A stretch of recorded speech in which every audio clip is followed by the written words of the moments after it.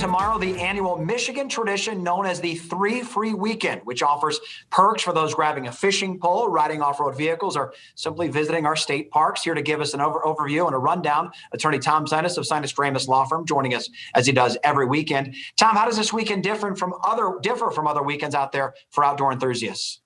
Well, this is a very special weekend. It only comes around once a year.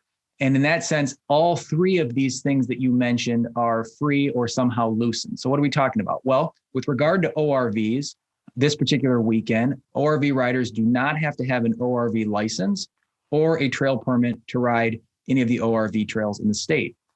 Those who like to fish do not have to have a fishing license this particular weekend. And anyone who's going to a state park or a boat launch does not have to have a rec passport. Admission is free. Now, there are other weekends in the year where, say, fishing is free. There's another weekend in August where ORVs are free, but we call this one 3 Free because all of these activities are free or relaxed this particular weekend in June, I think is a kind of way to kick off the summer. Love it. You got to love getting outside. Talking about ORVs, speaking of which, talk about some of the basic safety laws we need to be reminded of and keep in mind. Yes. So as we've said before, we never take a holiday from safety, particularly when it comes to ORVs. Of these three things, of course, this is the way that people are most likely to be injured. So some basic pointers here. When it comes to the speed limit, Michigan has a general law that says ORV riders cannot operate at a speed that is greater than that which is reasonable and proper or careless, having due regard for the conditions. So it's not a set speed limit. It's the idea that you have to drive reasonably safe considering the conditions. And that makes sense, of course, because the conditions on ORV trails change considerably.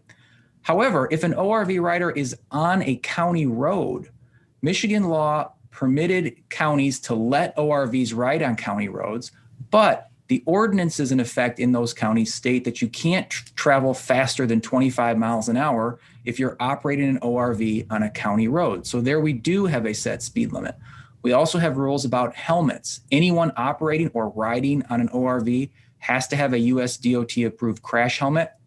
There are specific requirements for what age people can be when they operate an ORV or when they're within close proximity to an adult. So check that if you've got children who are considering driving one of these.